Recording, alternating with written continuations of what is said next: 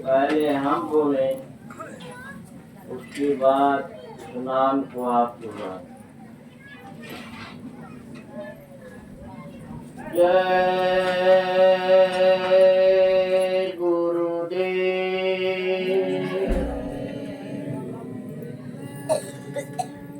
देखिए, चाहे पुरुष बैठे हो, स्त्री बैठी हो, बच्चे हो, कोई हो, यह चीज यदि आप पहली बार भी सुनते हो या पहले से सुने,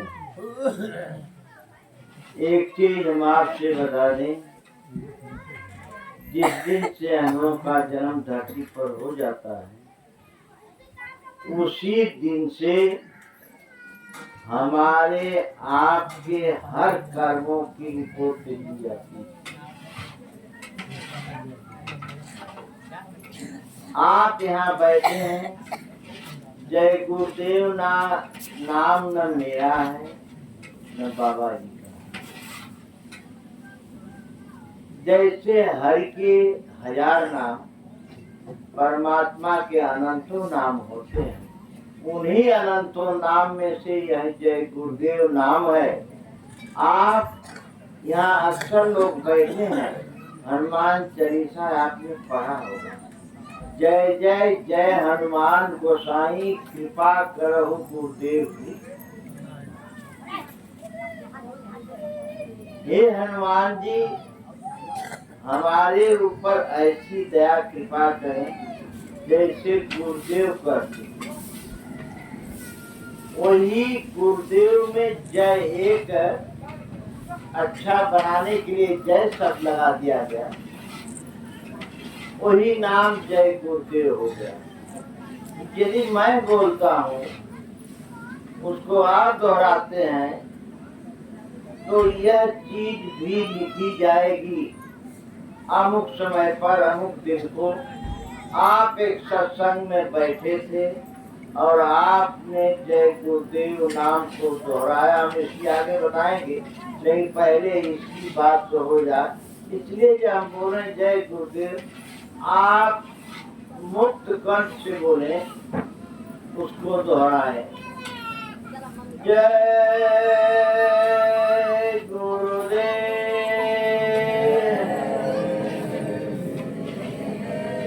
जय गुरुदेव। जो हम बोलना बोल रहा है, हम बताइए आपको।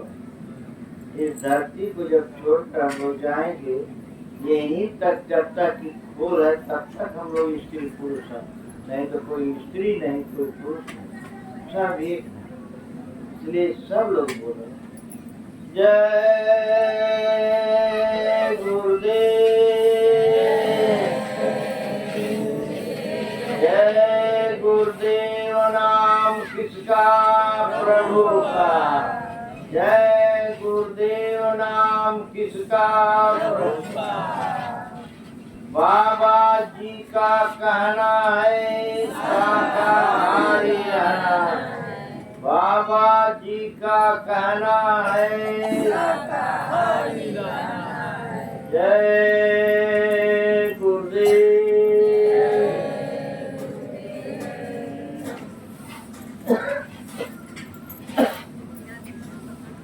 परम पूज्य स्वामी जी महाराज, परम आदरणीय महाराज जी,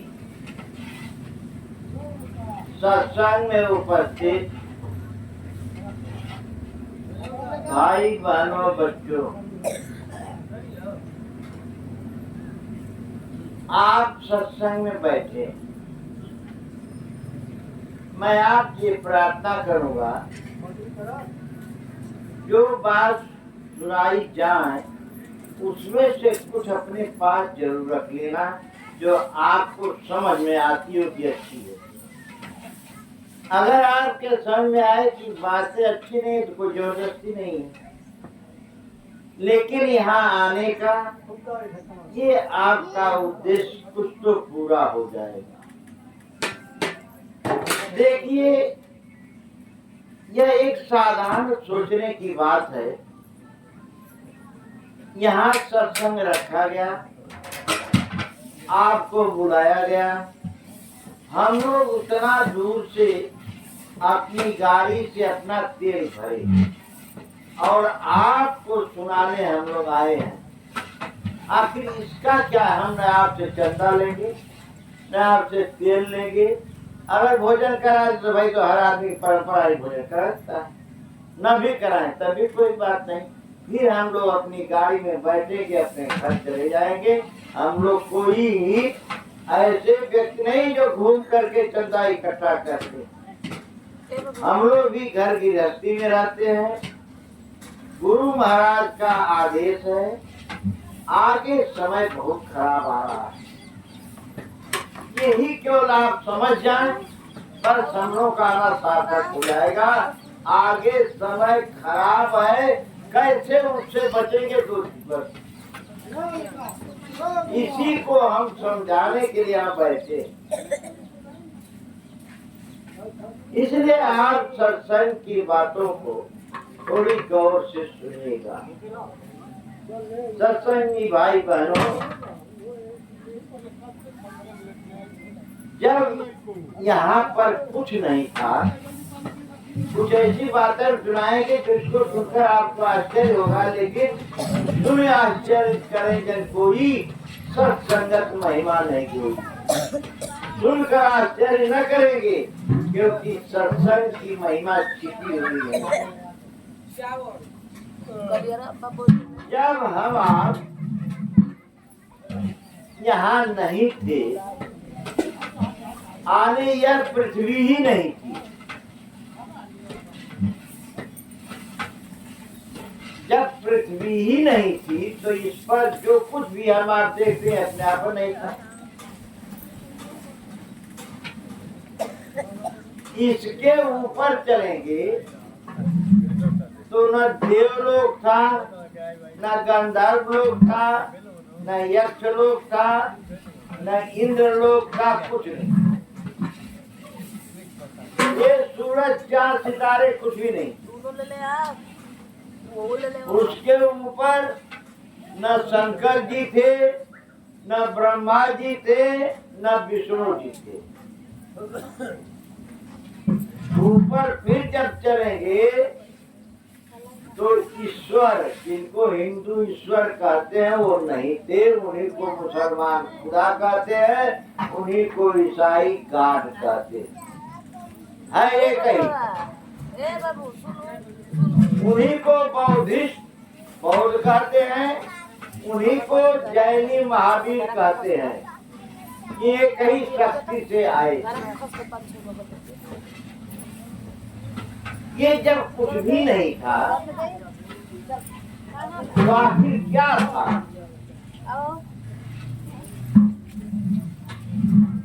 ऐसा क्या सुना? एक केहू के यहाँ चढ़ावत होगा सत्संग की बात, कुछ नियम ना जानता तो न केहू कुछ बतौले बात। पहला काम जरा ढेरा लगा के मोमकी अगरबत्ती चल रही गई था कि अगरबत्ती का धुआं कौन लेता?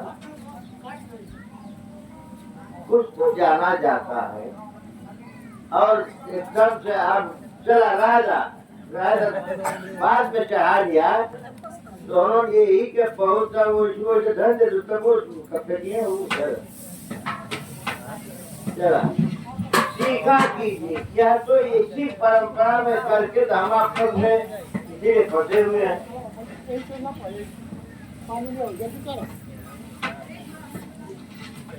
जब यहाँ कुछ भी नहीं था तो रामचरितमानस को आप लोग जानते हैं ना, रामायण को जानते हैं, मानते भी होंगे।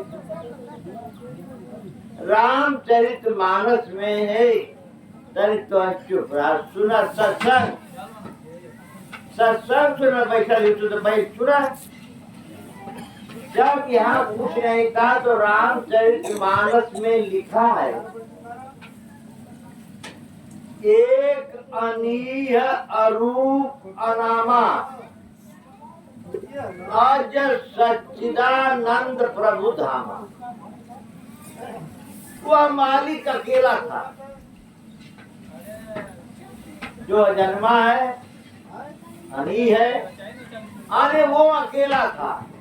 गौर से सुनिएगा, क्योंकि थोड़ी इस सत्संग की विषय कठिन होती है और अभी वह चीज सुनाई जा रही है जो अब तक शायद सत्संगियों को छोड़ दिया जाए तो लोग सुने नहीं होंगे, इसलिए थोड़ी सा गौर से सुनेंगे।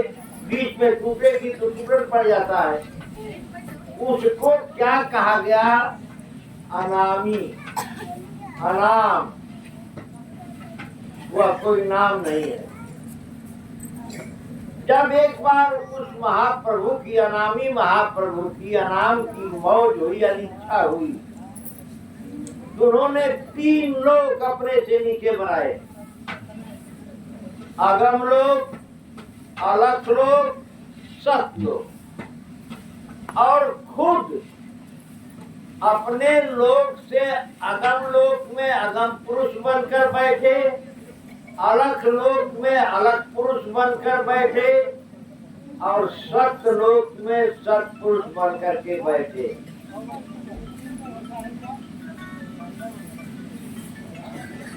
वो कहते हैं कि इन तीनों में मेरा रूप, इन तीनों में मेरा रूप, जहाँ से उपजी कला अनूप, अनूप माने सुंदर। जब वो तीनों पर आने, अगम लोक, अलख लोक, सत लोक, अगम में अगम पुरुष, अलख में अलख पुरुष, सतलोक में सतपुरुष, उसी को कहीं कहीं सचखंड भी कहा जाता है। यहाँ जब बैठ गए बहुत दिनों के बाद, तब सचखंड में जो सतपुरुष भगवान है उनकी मौज इच्छा हुई, तो उन्होंने एक शब्द निकाला। इसी को नानक जी ने लिखा है, शब्द ही पृथ्वी, शब्द आकाश, शब्द शब्द मिल भया प्रकाश, सकल सृष्टि शब्द के पाछे, नानक शब्द घटाघट आते। कहा कि शब्द के पाछे सब कुछ हुआ, और शब्द ही पृथ्वी है, शब्द ही आकाश है। जब शब्द से शब्द मिल जाता है तब प्रकाश हो जाता है। और कहा कि सबसे पहले शब्द ही प्रकट हुआ, उसी को हम बता रहे हैं। जब सत्पुरुष की मौज इच्छा हुई तो उन्होंने शब्द निकाला, कई शब्दों को निकाला, और शब्द सीधा आ रहा है। सतलोक से आप यहाँ सीधा आता है, उसी शब्द पर हम आप उतार कर लाए हैं। हम आप कहाँ से कैसे आए तो सुनिए। उन्होंने उसी शब्द की धार पर अपने 16 निर्गुण पुत्रों को स्थापित किया। सबसे नीचे जो उनके पुत्र हैं उन्हीं को हिंदू ईश्वर कहते हैं, मुसलमान खुदा कहते हैं, ईसाई गॉड कहते हैं, जैनी महावीर कहते हैं, बौद्धिस्ट बौद्ध कहते हैं। उन्हीं को जब आए नीचे सबसे छोटे कहा जाता है, सबसे छोटे, उनकी इच्छा बहुत हुई कि पिता का दर्शन करें, तो वो तपस्या करने लगे। जब तपस्या करने लगे तो बहुत दिन हो गया, तारी मनी नहीं मत समझिए, कई युग जब ध्यान लगावा, तब वह दरस पुरुष कर पावा, बहुत दिन तक ध्यान लगाए, ऊपर से आवाज आई, क्या चाहते हो? उन्होंने कहा कि आपके लोक के समान मैं लोक चाहता हूं जिस पर मैं राज्य कर सकूं। उन्होंने कहा उनके सबसे बड़े पुत्र जो 16 हमने बताया है, उनमें सबसे बड़ों का नाम कुरुम है। कुरुम के ओद्र में सृष्टि का मसाला ले जाओ। तो जब सबसे छोटे ईश्वर खुदा हैं, ये गए कुरुम के ओद्र से, आने पेट से, वह सृष्टि का मसाला कौन? ये जो हम आप बैठे हैं, ये जो मसाला हम आप बैठे हैं 5 तत्व का, क्षितिजल पावक गगन समीरा पंच रचित आदम, ये मसाला ले आए और ला करके रचना किया उन्होंने। जैसे हम उदाहरण समझिए, पहले कुंभकार मेला में जब जाता था तो भेड़ा हाथी घोड़ा कुल बना करके ले जाता था, लेकिन वो चलते बोलते नहीं थे। ठीक वैसे ही जब रचना कर दिए तो ऐसे ही पड़े रहे, नहीं देते न डोलते थे। फिर उन्होंने तपस्या क्या, कहा महाराज हम राज्य किस पर करें, जब न हमारा कहना ही सुनेंगे न कहना मानेंगे कुछ है, तो हम राज्य किस पर करें। तब उन्होंने वहां से हमको आपको आने लिखा है, सूरतों का एक घड़ा, सूरत माने आत्मा, आत्माओं का एक घड़ा, वहां से उस महासमुद्र से सतपुरुष के हाथ से उन्होंने ईश्वर को दिया। और ईश्वर ले आकर के सबसे पहले हम ही आप थे, आने मनुष्य थे। समझिए कि हमारा वजन है, हमको हमारे आप का मतलब मनुष्य। 2 धारे वहां थी स्त्री पुरुष की, ला करके उसमें से जितनी वो मात्रा समझते थे, हम नहीं जानते माप के, दोनों आंखों के बीच में देखिए, आत्मा इस शरीर में और कहीं नहीं है, ये दोनों आंखों के बीच नासिका के अग्रभाग में उतनी जीवात्मा को रखा, अंदर नहीं है। ये चीज हमेशा सुनिए, वह आत्मा हमारे शरीर के अंदर नहीं है, शरीर के नाके पर है। यही आध्यात्मिक है कि नरसिंह अवतार जब हुआ तो हिरण्यकश्यप को कहाँ मारा था, चौखट पर, न घर के भीतर न बाहर, यह अध्यात्म है। आने वह जीवात्मा यहाँ बैठाई गई और इसका उदाहरण है आज तक। यह क्यों विद्या लगाई जाती है या क्यों लोग यहाँ टीका लगाते हैं, वह जीवात्मा का श्रृंगार किया जाता है।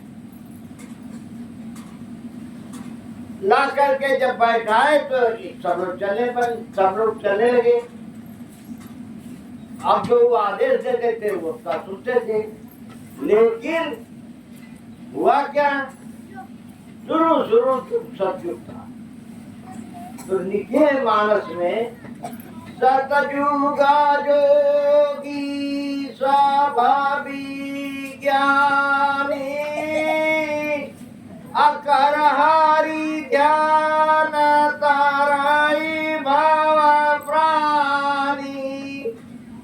सतयुग योगी विज्ञानी सब लोग थे, बैठे साधना पर, और इसी मनुष्य शरीर को जो हम आप बैठे 1 लाख वर्ष सतयुग में थी, त्रेता में 10,000, द्वापर में 1,000, आज कलयुग में 100 वर्ष माना जाता है। जैसे ही उम्र पूरी हुई सब से निकले, फिर अपने घर चले गए, आने सब लोग चले गए। दूसरे की रचना उन्होंने किया, दूसरे की रचना किया तो फिर वही काम हुआ, समय पूरा हुआ, फिर अपने घर चले गए। तब ईश्वर को, खुदा गाड को इस बात की चिंता हुई कि अगर ऐसे ही हम रचना करते जाएंगे तो सबकी सब निकल जाएगी, हम फिर खाली हो जाएंगे। तब उन्होंने अपनी रचना को रोका। यहाँ से थोड़ा और गौर से सुनिएगा, यही के बाद हम फंसे हैं। तब ईश्वर ने कहा किया कि उनकी स्त्री का नाम है शक्ति आद्या, शक्ति आद्या महारानी, या उन्हीं को यादव लोग शक्ति करके पूजते हैं, या अन्य लोग दुर्गा करके पूजते हैं। ये उनकी अर्धांगिनी, अर्धांगिनी माने पत्नी है ईश्वर की। दोनों के संयोग से उन्होंने 3 पुत्र को पैदा किया। गौर से सुनिएगा, ब्रह्मा, विष्णु जी और शंकर, 3 पुत्रों को उन्होंने जन्म देता है। तो हम बोला मत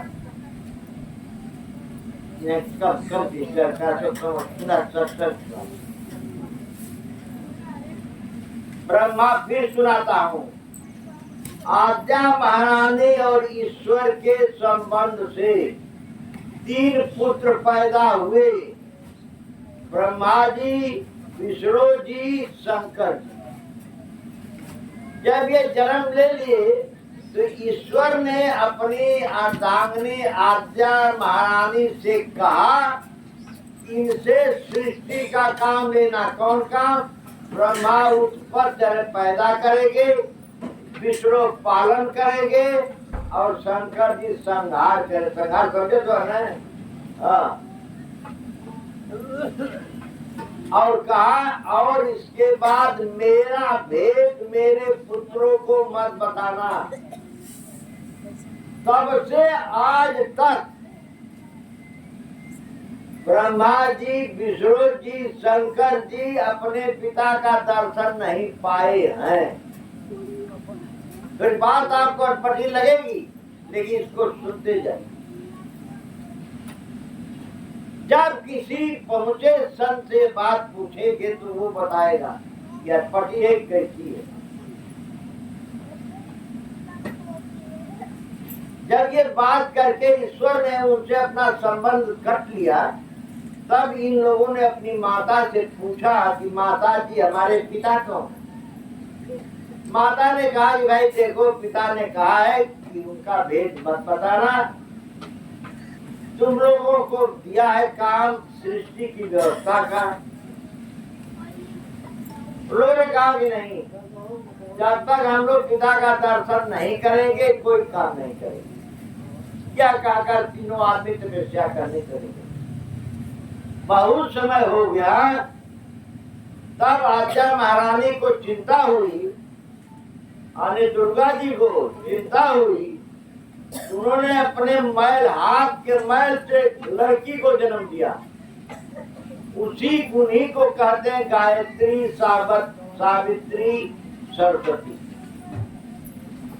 गायत्री का जब जन्म हो गया तो माता ने कहा कि जाओ अपने भाइयों को बुला लाओ, कह देना सृष्टि के काम में देर हो रही है। गायत्री गई तो विष्णु जी, शंकर जी तो अपने माता का आदेश सुनकर वापस आ गए। लेकिन ब्रह्मा जी ने कहा कि भाई देखो, हमने माता से ये प्रतिज्ञा की है कि जब तक पिता का दर्शन नहीं करेंगे हम नहीं आएंगे। और पिता का दर्शन हुआ नहीं। अगर तुम मेरे लिए झूठ बोलो, जब माता जी पूछेगी कि पिता का दर्शन हुआ तो मैं कहूँगा कि हाँ हुआ। अगर नहीं विश्वास है गायत्री से पूछ लो, तो तुम हमारी गवाही कर देना कि हाँ सही कह रहे, तब तो हम चले।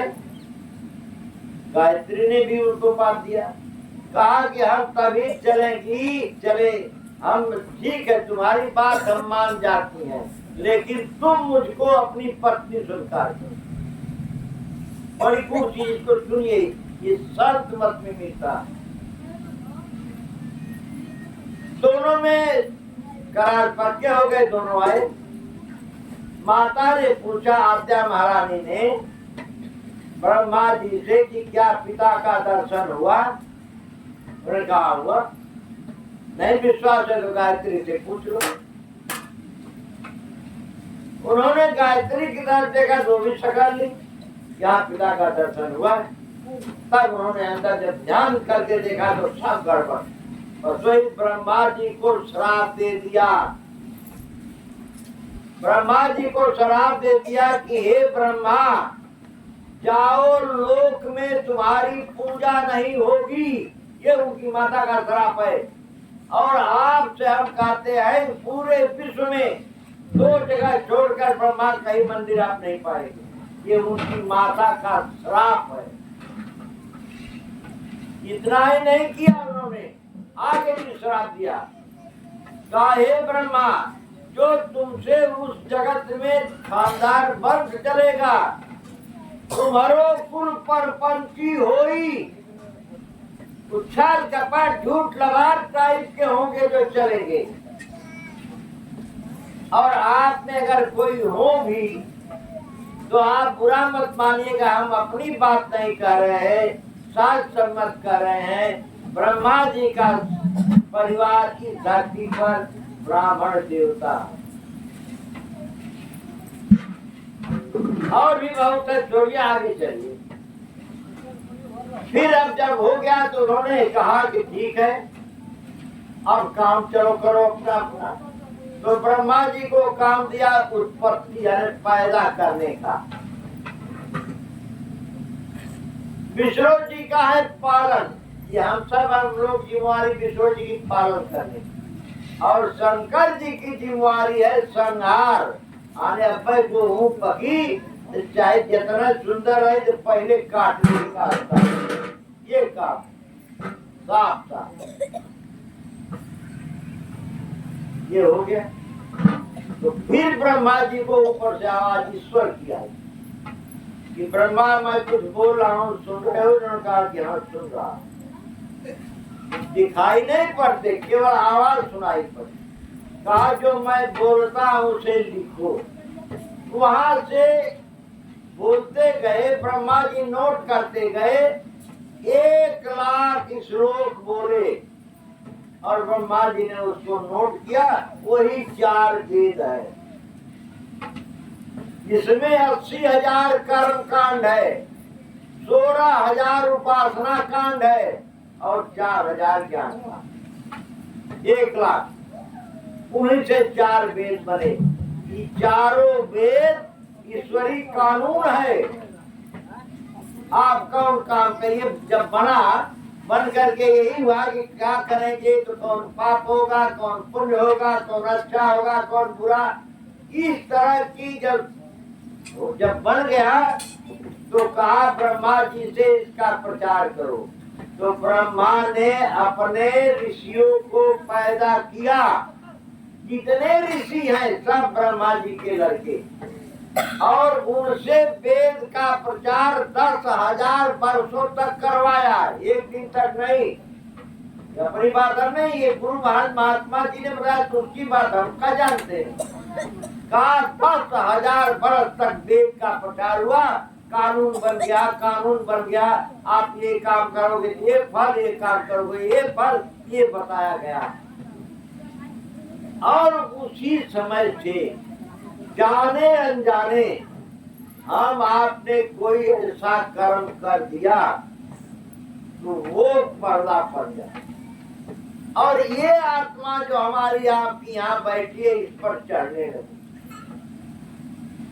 ये जानिए कि सोते में भी कोई कर्म आप हमसे हुआ तो वो अभी कर्म बन गया। हम उदाहरण बता रहे हैं। राजा हरिश्चंद्र सब लोग जानते हैं, बहुत दानी थे। और उन्होंने अपने पूरा राज्य का दान विश्वामित्र जी को कर दिया। तो जागने दिन को नहीं किए थे। विश्वामित्र उनके स्वप्न में आए और स्वप्न में राज का दान मांग लिया और दान हो गया। सुबह जब आए गुरु दक्षिणा मांगने के लिए तो उन्होंने कहा मंत्री से कि मंत्री खजाने से लाकर इनको दक्षिणा दे दो। तो विश्वामित्र ने कहा कि अरे राजन, खजाना तो हमारा हो गया, हमारा ही धर्म को दक्षिणा दोगे? तब उनका कैसे महाराज? तब उनका भूल रहे हो, रात को तुमने क्या किया? तब जाकर के बनारस में अपने को बेचा, पत्नी को बेचा, बच्चे को बेचा, वह धन ले जाकर के दक्षिणा में दिए। ये था काल भगवान ईश्वर भगवान का यह व्यवस्था। अब हम आप जब कर्म बन गया हमारे ऊपर लदने लगा तो अब भाई अच्छा कर्म बुरा कर्म दोनों। हंसी हंसी में आपने झूठ बोला क्या, हंसी हंसी में गाली दिया वो भी, मतलब किसी तरह से छोटा अनजाने कर्म बना वो लदा कहा इस पर। यह जीवात्मा जो हम आप बैठे, हम आप शरीर नहीं है, हम आप यहाँ बैठे, इसमें हमारे आप में भी आँख नाक कान है। आई तो शरीर के आँख नाक कान हमारे थोड़ो है, उसमें हमारे में भी है, लेकिन कर्मों का पर्दा पड़ते पड़ते वह जब बंद हो गया तो नरक बने स्वर्ग बने। बुरा कर्म करने वाले लोग नरक में गए और अच्छा कर्म स्वर्ग में गए। जब वहाँ का समय पूरा हुआ तब 84 बने। ये हम आपके बैठे हैं यहाँ पृथ्वी पर 84 लाख प्रकार के जीव हैं यहाँ। गौर से सुनिए, 84 लाख प्रकार के जीव इस धरती पर है। उनका वर्गीकरण कैसे? 4 खानों में। उसी को कहा जाता है 4 खान 84। इसमें 80,000 ये पेड़ पौधे पहाड़ में स्थावर जो चुपचाप एक जगह खड़े रहते हैं, ये 80 लाख 30 लाख है। फिर सुनिए, 30 लाख पेड़ पौधे पहाड़ जो एकदम खड़े रहते हैं, 30 लाख प्रकार के हैं पृथ्वी पर। 27 लाख प्रकार के जीव उखमा यानी जो गर्मी सर्दी से पैदा होते हैं, ढील है, चिल्लर है, कुत्ता शरीर में, और बरसात में देखे अनेक प्रकार के कीड़े मकोड़े पैदा होते हैं। इनकी संख्या है 27 लाख। इसके बाद 23 लाख प्रकार के जीव अंडे से पैदा होते हैं। 23 लाख प्रकार जोड़ लीजिए, 80 हो गया। 30, 27, 23, 80 लाख, बचा 4 लाख। अब 4 लाख का भी वेतन सुनिए। 4 लाख में 2 तरह के जीव हैं। पहला, इन 4 लाख जीवों की ये विशेषता है कि ये माँ के गर्भ से बनी बनाई शरीर पैदा होते हैं। इसमें 2 तरह के हमारे आपके घरों में है। एक मान लीजिए गाय बच्चा दे हो, एक कुतिया बच्चा दे हो। कुतिया बच्चा देगी तो उसके बच्चे की आँख 1 सप्ताह 8 दिन मतलब कुछ समय के बाद खुलती है, सही है ना? उसके बच्चों के नाखून नुकीले होते हैं, दांत भी नुकीले होते हैं, और वह जैसे ही पानी पीता है तो अगर कोई पीने वाली चीज दे तो जीभ से चाट कर चपर चपर करके पीता है। वह कुतिया चाहे यहाँ की हो, अमेरिका की, ब्रिटेन, लंदन, ऑस्ट्रेलिया कहीं की हो, और इस रूप में जिनके भी बच्चे बंद आंख पैदा हो, नाखून नुकीला हो, दांत नुकीला हो, चाट कर पानी पिए, कुत्ता है, बिल्ली है, शेर है, चीता है, मतलब इस तरह के सब मांसाहारी होते हैं। तो सुनते जाइए, ये सब ऊपर से वर्गीकरण है। कौन क्या खाएगा ये उस खुदा भगवान क्या, उस ईश्वर क्या। दूसरे होते हैं, गाय है, उसका जब बच्चा बाहर आएगा तो आंख खुली रहती, आपने देखा है सब। उसके नाखून और दांत चौड़े चौड़े होते और वह सुरुक कर पानी पीता है। आप सबने देखा है कि सब शाकाहारी होते हैं। इस रूप में जितने बच्चे होते हैं सब शाकाहारी, चाहे यहाँ की गाय हो, ब्रिटेन, अमेरिका, ऑस्ट्रेलिया, कहीं की हो, ये सब शाकाहारी होते हैं। रुक जा, अब एक चीज बता कि आदमी किस में आता है? आदमी किस में आता है? हम आप बैठे हैं आदमी, हम आप किस तरह से आए? हमारी आपकी भी आंख खुली हुई जब माँ के गर्भ से पैदा हुई, तो हमारे दांत और नाखून चौड़े हैं और हम भी सूख कर पानी पीते हैं। बताइए हम किस में आए? हम भी शाकाहार में आते हैं। मालिक ने हमको आपको मांसाहारी नहीं बनाया, हमारे आपके लिए दूध, दही, घी, अचार जो कुछ बनाया, सब सब्जी बनाया, अन्न बनाया, खाओ।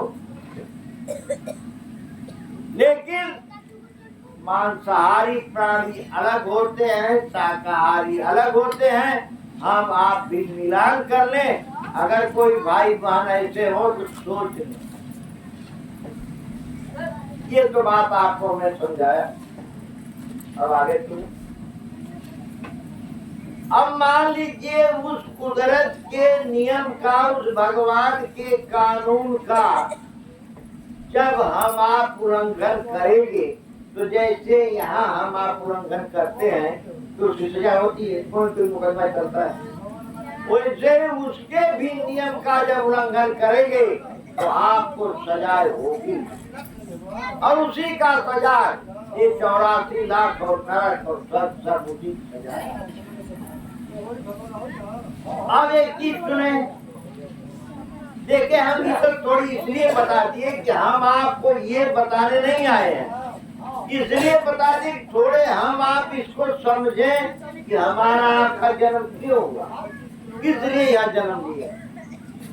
देखिए ये मनुष्य शरीर किराए का मकान, पहले गौर, ये शरीर जो हम आप पाए हैं यह किराए पर मिली है, ये हमारी आपकी नहीं है। हम आपसे पूछे आप कौन, आप कहां से आए और फिर कहां जाए? हम पूछे आप कौन है, अगर हम कहे कि आप बताइए शरीर है तो कहेंगे नहीं शरीर तो हमारी है। हम कहे हाथ हमारा है, पैर कहेंगे कि हमारा है, आंख हमारी है, सर हमारा है, मुंह मेरा। आप कौन है भाई? इसी का भेद बताने के लिए हम आज यहाँ आए और इसी का भेद बाबा जी बताते हैं। आप अभी तो हम आप चाहे ब्राह्मण हो, क्षत्रिय हो, शूद्र हो, वैश्य हो, चाहे वो हिंदू हो, मुसलमान हो, कोई हो, यही नहीं जानता है कि हम आप कौन है। और इसी का भेद बताने के लिए महापुरुष धरती पर आते। अरे हम आए वही देश से जहाँ तुम्हारो धाम, तुमको घर पहुँचाओ ना एक हमारो। कहा हे मनुष्यों, अरे हम वहाँ से आए हैं जहाँ के तुम हो। अभी सुना ने सतलोक से दिया उन्होंने, कहा मैं वहाँ से आया हूँ और मेरा एक ही काम है कि चलो तुमको तुम्हारे घर पहुँचा दूं, बस मेरी एक बात मान जाओ। अब हम थोड़ी सी और बात बताते हैं। देखिए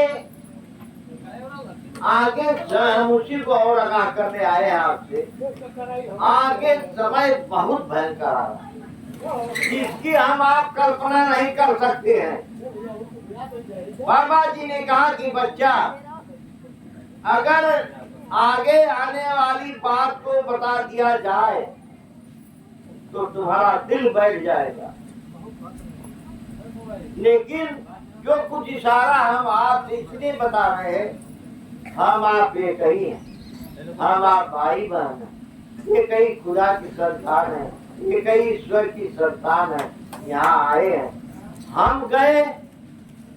हम गए जहाँ हमको लाभ समझ में आया था, हम आपको बताने के लिए आए, इसीलिए गाड़ी में तेल भराए, चल करके आए। जौनी परिस्थिति से हम लोग आए हैं, कोई नहीं आता नहीं, लेकिन उससे हम लोग इखलास गई परवाह होने के लिए हम लोग धीरे से पीछे हटकर आप यहाँ आ गए। उसको बताएंगे थोड़ी देर, आप कहेंगे कि तुम लोग मूर्ख हो, लेकिन नहीं, ये रखा हुआ था आपको आना था इसलिए हम लोग आए। देखिए सूरदास को सब लोग जानते हैं। सूरदास महात्मा हुए गोस्वामी जी के समय में थे। सूरदास ने एक भविष्यवाणी लिखा, कहा उन्होंने कि रे मन धीरज क्यों न धरे। क्या से सुनिएगा भाई बहन, जो व्यापार का रे मन धीरज क्यों न धरे, संवत 2000 के ऊपर इस समय कौन सा चल रहा है, 82 चढ़ा 83 चढ़ाए वाला, तो संवत 2000 के ऊपर ऐसा योग पड़े, ऐसा योग पूरा पश्चिम उत्तर दक्षिण 34 काल फिरे। काल का मतलब मौत होता है। 34 काल फिरे, अकाल मृत्यु जग माही व्यापे, प्रजा बहुत मरे। ये सूरदास करे, हम नहीं करे, सूरदास ने लिखा। अकाल मौत जानते हैं ना, पेड़ से गिर कर मर गया, पानी में डूब कर एक्सीडेंट हो गया, गाड़ी से चल गया, मतलब इस तरह की मौत को कहते हैं अकाल मौत। तो कहते हैं अकाल मौत जग माही व्यापे, प्रजा बहुत मरे। जो बहुत प्रजा मर जाएगी, कितना मरी। तो अब फिर इधर सुनिए, बाबा जी ने क्या कहा, जय गुरुदेव बाबा ने क्या कहा कि बच्चा आगे कलयुग जाएगा, सतयुग आएगा। न अभी कलयुग गया न सतयुग आया। जब कलयुग जाएगा तो तुमसे अपना कर्जा उसने बांटा है। गौर से सुनिए, हम लोग कर्जखोर है कलयुग के। क्या कर्जा बांटा है? कहा कर्जा बांटा है क्या? झूठ। झूठ आज की जमाना में हम आप कितना स्पष्ट कहते हैं, क्या करी हो, बिना झूठ बोलने काम ना करो। बार बार हंसी हंसी में झूठ, हर चीज झूठ। ये कलयुग का कर्जा है, झूठ बांटा।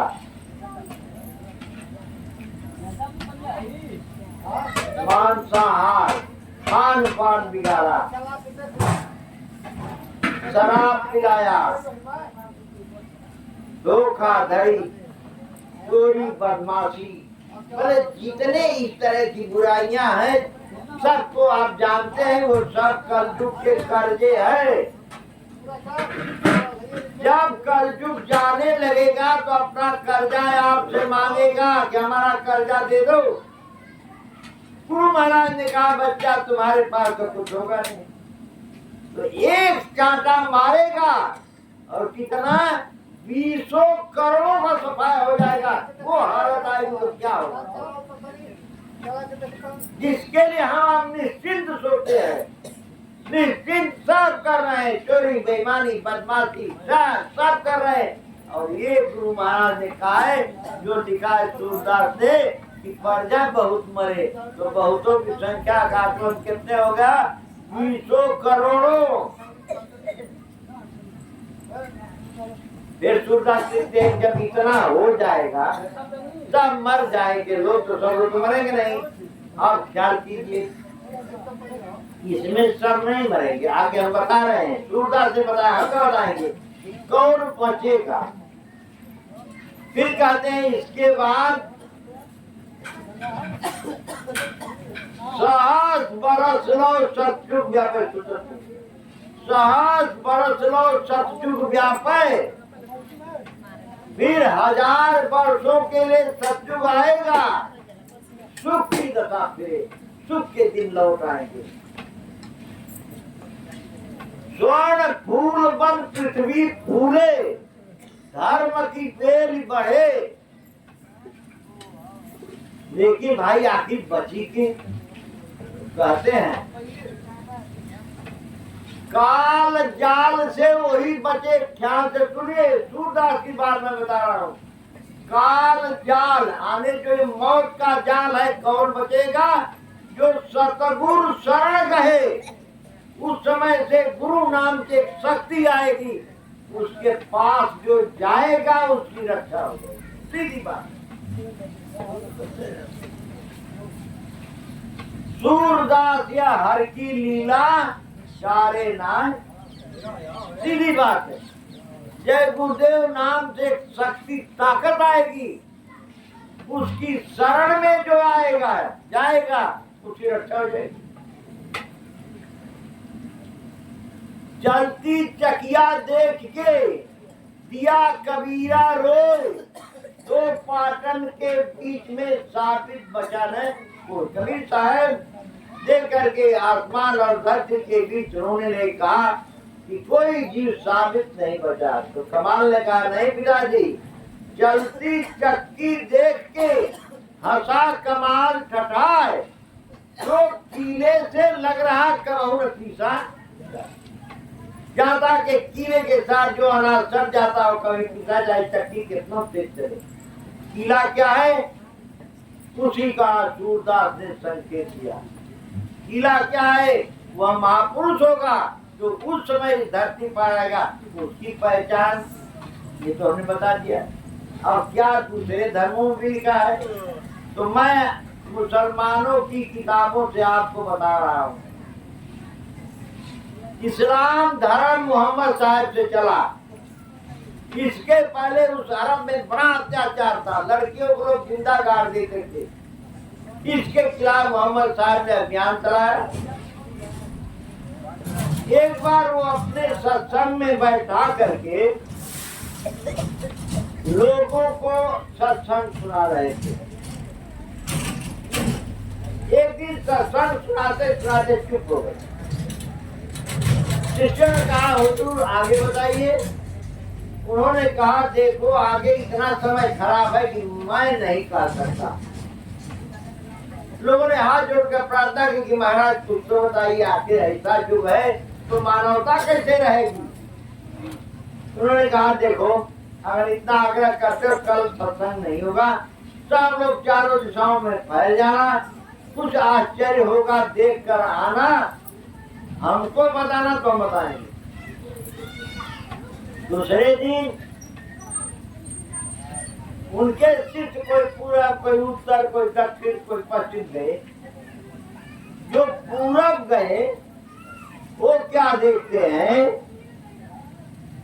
कि एक कुटिया थी, अपने बच्चों को दूध पिला रही थी। अरब देश की बात बता रहा।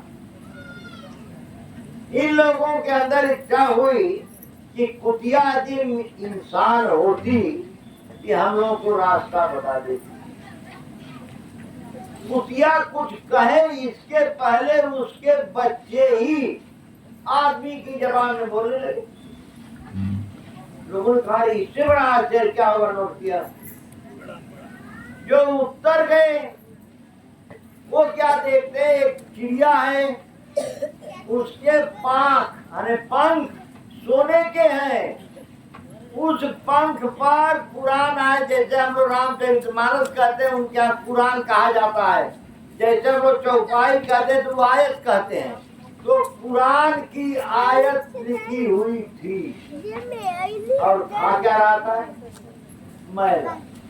अरे गंदा खा रही थी। तो नोट किया लोगों ने।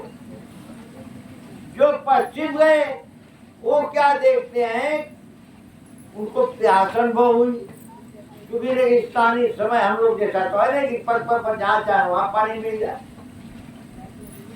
उन लोगों ने घड़ा देखा, सुराही, जो बाहर से एकदम भीगी हुई मालूम पड़ी तो लोग कहे पानी है, पी लिया जाए। जब वहां गए तो उसमें एक ठोक पानी नहीं था।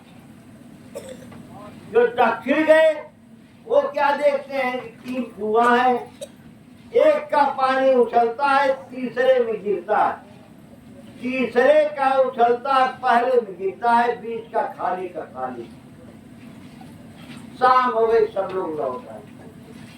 तीसरे दिन जब सत्संग बैठा, हुजूर साहब ने कहा कि भाई बताओ तुम लोगों ने क्या कुछ देखा। तो जो पूरब गए थे वो खड़े हुए, कहा हुजूर हमने एक बहुत बड़ा आश्चर्य देखा। कहा क्या देखा? कहा कि कुटिया बच्चों को दूध पिला रही थी। हम लोग की इच्छा हुई ये कुटिया की जबान होती तो हम लोग को रास्ता बता देती। तो कुटिया बोलने वाली थी, उससे पहले उसके बच्चे बोलने लगे। हजरत मोहम्मद साहब ने कहा कि 14वीं सदी के अंत में, वो क्या लिखा हुआ है, 14वीं सदी के अंत में लोगों की संतान इतनी नालायक हो जाएगी कि माता पिता की परवाह किए बिना जो मन करेगा वो करेंगी, जो मन करे वो कहेंगी। सही है। अंदर करने ने किए हूँ माता बाबे पर चैलेंजना कैसे करें।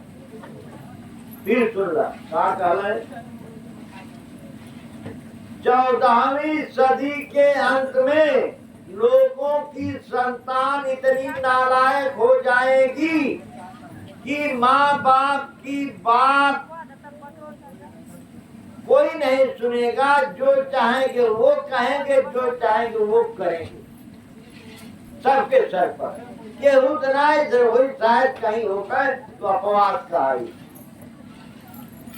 दूसरी बात, जो उत्तर गए थे वो खड़े कहा हुजूर हमने भी एक आश्चर्य देखा। कहा क्या देखा? कहा एक पक्षी थी, उसके पंख सोने के थे, उसके पंख पर कुरान की आयत लिखी थी और महिला जाने गंदा खा रही थी। कहा उस समय पर जितने भी धर्म के ठेकेदार, चाहे मुसलमानों हो या हिंदुओं में, चाहे पट्टा पुजारी कोई हो या मौलवी मुल्ला कोई हो, सबके खान पान दूषित हो जाएंगे। समझाओ तो नहीं, सुन जा, हमें आगे बताए। कहा कि सबके खान पान दूषित हो जाएंगे। काली का कबीर साहब वाल्मीकि गोस्वामी से कह गए एक दिन कलयुग आएगा, ब्राह्मण होई के वेद न जनिए अंडा मछली खाएगा। ये कबीर साहब लिखी, हम अपनी बात नहीं बता। बिना खट के छत्री हुई है, शूद्र ही राज चलाए। शूद्र का मतलब अर्जन से नहीं है, शूद्र का मतलब कर्म से जो शूद्र हो जाएंगे, चाहे ब्राह्मण के वंश में पैदा हो या क्षत्रिय में। बिना खट के छत्री हुई है, शूद्र ही राज चलाएगा। बेटा माँ पिता ना चिन्हे, क्रिया से नेह लगाएगा। सो क्रिया स्वामी नहीं माने, आन पुरुष जगत पाएगा। सती जति बिरला कोई हुई है, सब दुखिया हो जाएगा।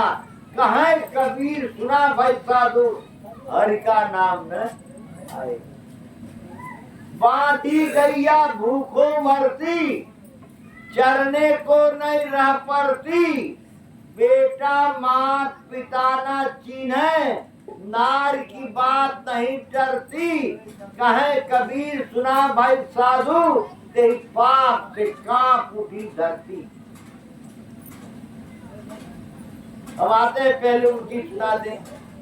जो पश्चिम गए वो क्या बताए थे? पश्चिम वालों ने देखा एक घड़ा है, पानी से तर मालूम पड़ता है लेकिन एक फुट पानी नहीं। कहा उस समय जो लोग शासन करते रहेंगे इतना सुंदर बयान देंगे कि मालूम पड़ेगा कि आसमान से सोना बरसेगा, लेकिन एक पैसा मिलेगा। सही बात। जो दक्षिण गया, दक्षिण वाले खड़े हुए तो कहा है तुमने क्या देखा? कहा महाराज तीन कुआं था, पहले का पानी उछलता था, तीसरे में गिरता था, तीसरे का उछलता था, पहले में गिरता था, बीच का खाली। कहा उस समय पर अमीर को अमीर पहचानेगा, गरीब को कोई पूछने वाला नहीं होगा। तब हाथ जोड़कर खड़े हो गए थे। कहा हुजूर आखिर मानवता कैसे रहेगी? कहा मोहम्मद साहब ने लिखा है उनके यहाँ, हमारे करो सुने खाते क्या लिखा हुआ। कहा कि यहाँ से पूरा भारत एक देश है, बाकी धार्मिक देश लिखा, भारत एक धार्मिक देश है, यहाँ पर तुमको कुछ निशान प्रकट दिखलाई पड़ेंगे। जब वह निशान प्रकट हो जाए तो पहला निशान लिखा है उन्होंने, लोगों के चलने के रास्ते काले हो जाएंगे। अब इसका दो अर्थ निकालते हैं लोग।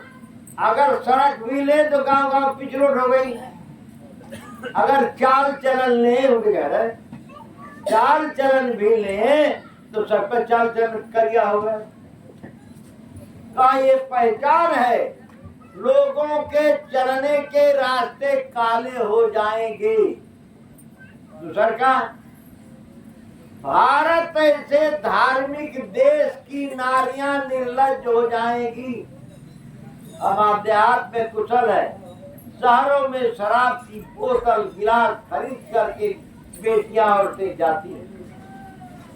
कहा कि भारत ऐसे धार्मिक देश की नारियां निर्लज हो जाएंगी, क्योंकि लज्जा ही नारी का आभूषण कहा गया है। नारी का आभूषण कहना क्या है? लज्जा। और लज्जा घूंघट में नहीं होती, लज्जा आंख में होती। इसलिए लिखा है हमारे यहाँ, जब आप रास्ता चलें तो नीचे अंगूठा देख करके चलें। महात्माओं की बात। तीसरी कहा कि बड़ी बड़ी नदियां बीच धारे को छोड़कर किनारे से बहेगी, कभी गंगा इधर कभी उधर, कभी घाघरा इधर कभी उधर। आगे शहर और देहात दोनों में ईंट और पत्थर के मकान दिखलाई पड़ेंगे।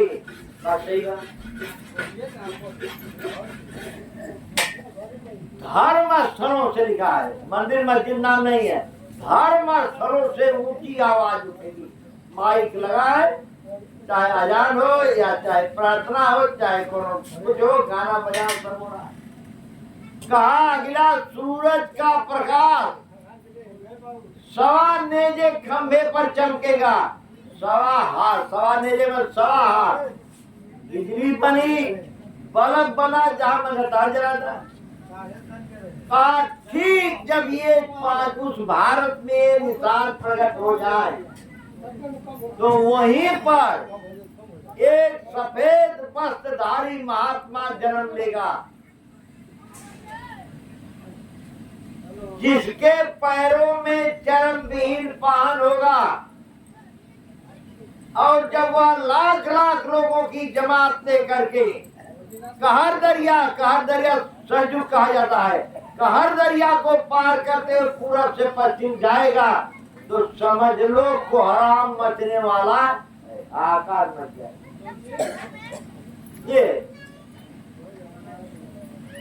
ये सब कुछ समय में आने वाला है। क्या ऐसा पहले भी हुआ है?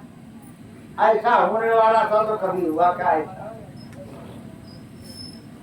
महाभारत काल की घटना हम आपको बता रहे हैं। जब सब कुछ खत्म हो गया, 13 वर्ष का वनवास समाप्त हो गया, पांडवों का युद्ध की तैयारी दोनों ओर से होने लगी, तो भगवान कृष्ण ने कहा कि भाई देखो, एक बार हम समझाएं उनको। सबने विरोध किया, द्रौपदी ने भी विरोध किया, भीम ने भी विरोध किया, विरोध करने धृतराष्ट्र ने विरोध किया, यही 3-4 आदमी बहुत विरोध किए।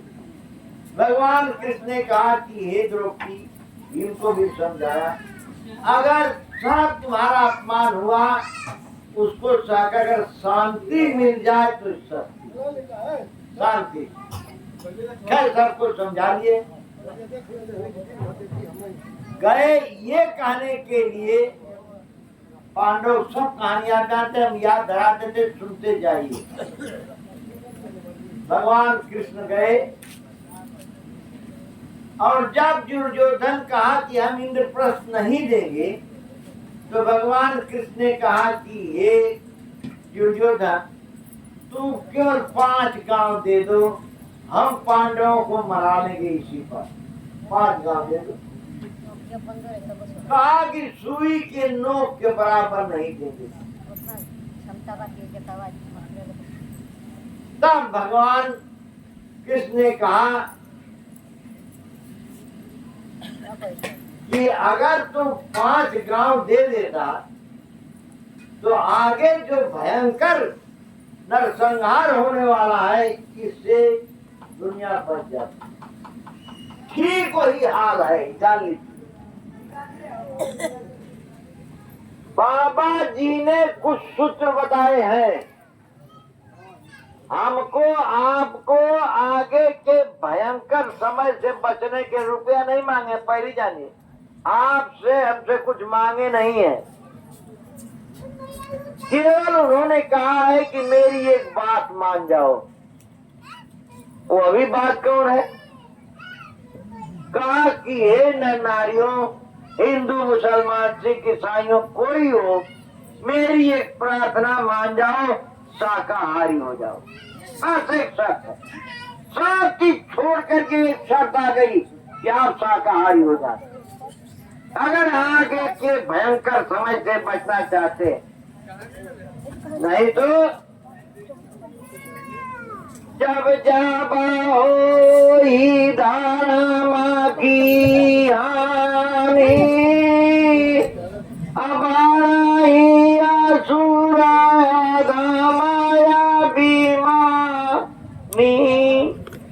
तब ताबा प्रभु धारी मानुज शरीरा, आरही कृपा निधि सज्जन वीरा।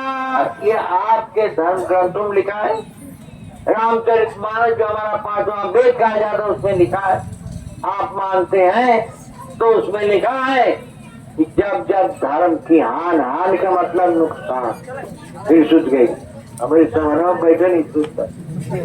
नुकसान तो धर्म के कई पाए, 4 पाए होते हैं। आने जो हम इस चौकी पर बैठे, इसमें 4 घोड़े लगे।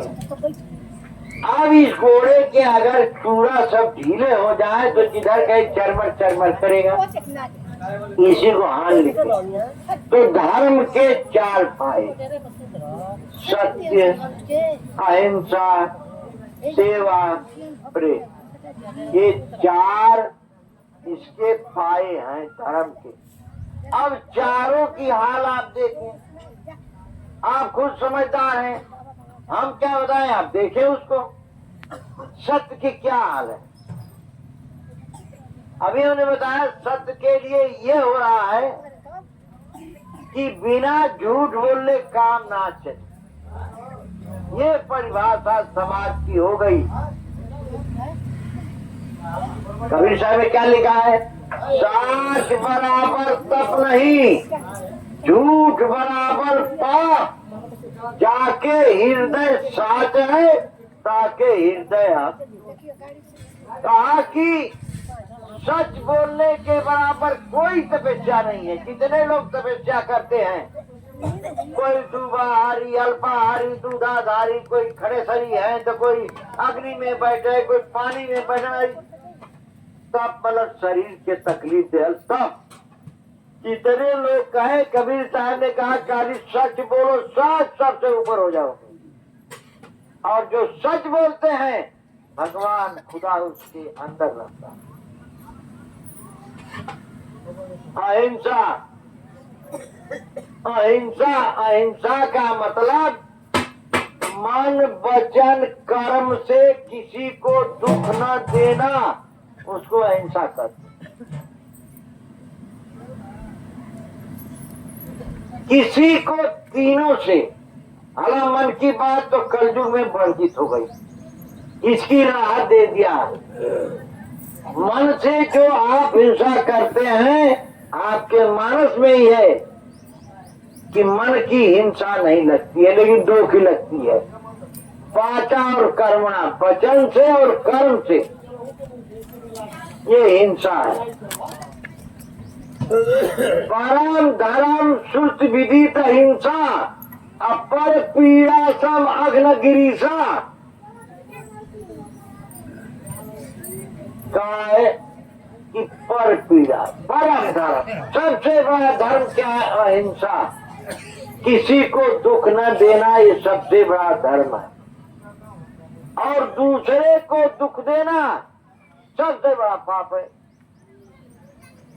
अष्टादश पुराणेषु व्यासस्य वचनम द्वयम परोपकार पुण्याय पापाय परपीड़ितम। 18 पुराण का सार लिखा वेद व्यास जी ने कि दूसरे को दुख देना पाप है और दूसरे को सुख देना पुण्य। सेवा, जो तीसरा सेवा, सेवक सेव्य भाव बिन, उसी में नाम लिखा है, सेवक सेव्य भाव बिन भाव न तो नहीं उर्गार। कहा हे गरुड़, का गोस्वामी कहते हैं हे गरुड़, जिसके अंदर सेवा भाव नहीं रहेगा वह भव से पार, इस संसार से यानी भव सागर, अभी बताते हैं भव सागर की लंबाई चौड़ाई, भव सागर से पार नहीं जा सकता। और जब ये तीनों नहीं रहेंगे तो प्रेम होने कोई प्रश्न नहीं। क्या भगवान राम जिनकी हम पूजा करते हैं, भगवान कृष्ण की, ईसा मोहम्मद की, सबकी पूजा करते, क्या उनको सब लोग पहचान गए थे? जब आए वो तो उनको सब लोग पहचाने थे। अगर उनको पहचाने होते तो भगवान राम को लोग जंगल नहीं जाने दिए होते। भगवान कृष्ण पांडवों के तरफ से थे, उनके तरफ 7 अक्षौणी सेना थी, उनके विरोध में 11 अक्षौणी सेना थी। अगर जानते कि भगवान कृष्ण भगवान है तो उनसे लड़ना करो। तो जाने के बाद जब महाभारत समाप्त हो गया और जब 18 अक्षौणी सेना मार दी गई, तब जाके कुछ लोगों के समझ में आया कि भगवान होगा। बड़ी सभा में द्रौपदी की चीर खींची गई, लिखा है 10,000 गज बल हार गया, 10 गज चीर नहीं घटा। सब लोग जानते कहानी। 10,000 भुजाओं में बल था दुशासन के, और उसकी साड़ी खींचने लगा, लेकिन और वह स्पर्श करती थी जय श्री कृष्ण, जय श्री कृष्ण, और साड़ी बढ़ने लगी उसकी। 10,000 हाथी के बल वाला दुशासन मूर्छित होकर गिर पड़ा, लेकिन साड़ी घटी नहीं। तब भी तो मान जाना चाहिए था, लेकिन नहीं माने। उसका परिणाम क्या हुआ? विनाश हुआ। 18 दिन में मारे गए। ठीक वही बात है, हम हाथ जोड़कर आपसे प्रार्थना करते हैं, भाई बहनों जो कुछ भी हैं, कोई हिंदू मुसलमान सिख ईसाई है, ब्राह्मण क्षत्रिय शूद्र वैश्य कोई हो, हम आपसे प्रार्थना करते हैं, एक महापुरुष की आवाज है, वो आपकी रक्षा के लिए है, आप साकार हो। अपने ही मत हो, जिनकी मौत पर रोना है उनको भी हाथ जोड़कर मना ले। हित के हित के हित के हित तक ये बात मना ले, नहीं तो छाती पीटने से कुछ नहीं हो। यह हमारी आपसे किसकी प्रार्थना, हम एक महापुरुष की